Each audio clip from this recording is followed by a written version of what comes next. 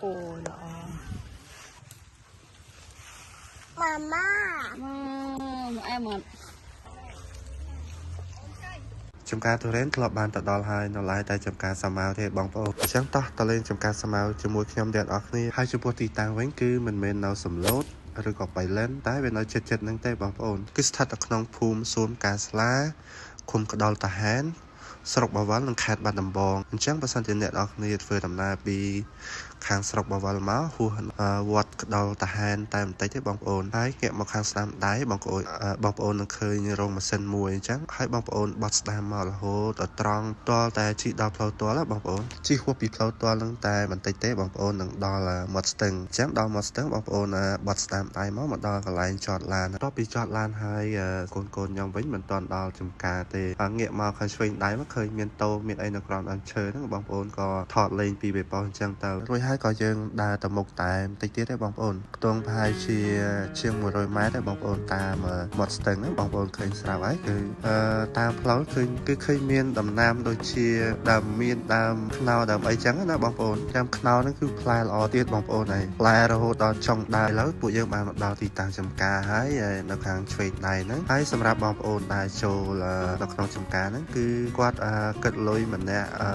ក្មេងៗបងប្អូនម្នាក់គឺ 5000 សម្រាប់មនុស្សធំគឺម្នាក់ 10000 អញ្ចឹងបើសិនជាបងប្អូនចង់ទិញសាម៉ាវដែលគាត់បេះស្រាប់ហ្នឹងក៏បានដែរ1គីឡូប្រហែលជា 10000 ទេបងប្អូនសម្រាប់អ្នកដែលចូលទៅខាងក្នុងចំការដែលគាត់យកម្នាក់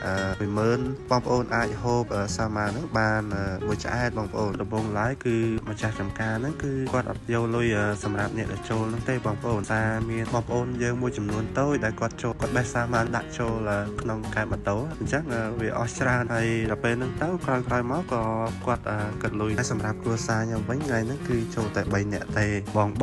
ធំហ្នឹងគឺនៅខាងក្រៅទិញឲ្យពួកគាត់ហូបនៅខាងក្រៅហើយខាងក្នុងគឺមានតែខ្ញុំហើយនឹងកូនប៉ៅហើយនឹងភរិយារបស់ខ្ញុំហ្នឹងទេបងប្អូនពោះទីធ្លារបស់ចំការហ្នឹងវិញគឺធំគួរសមរបស់គេដែរណាបងប្អូនចំការនៅម្ដុំហ្នឹងគឺមានចំការសាម៉ាវហ្នឹងហើយចំការក្រូចថ្លុងមួយទៀតគឺឃើញសម្បូរទៅដោយតាមដូងនិយាយរួមទៅគឺម្ដុំហ្នឹងពោពេញទៅដោយចំការហ្មងបងប្អូនទាំងគ្នាភាសាទីតាំងភូមិសាស្ត្រគឺស្ថិតនៅតាមរងដងស្ទឹងហ្នឹងហើយអញ្ចឹងទៅវាអំណោយផលសម្រាប់បងប្អូនប្រជាកសិករយើងចំពោះរសជាតិសាម៉ាវវិញបងប្អូនគឺដល់ពេលយើងបានមកដល់ចំការអញ្ចឹងគឺរសជាតិឆ្ងាញ់របស់គេដែរបងប្អូនទៅថាវាថ្មី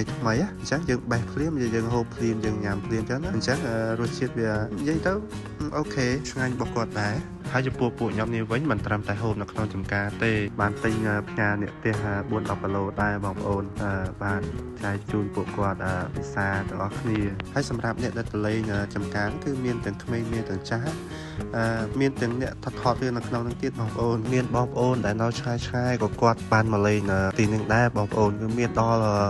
ស្រុកម៉ោងបងប្អូនទាំងគ្នាចំណែកឯកូនបងខ្ញុំនេះវិញពេលបានញ៉ាំសាម៉ានសួរគាត់ថាឆ្ងាញ់ទេកូនគាត់ឆ្លើយថាឆ្ងាញ់តែ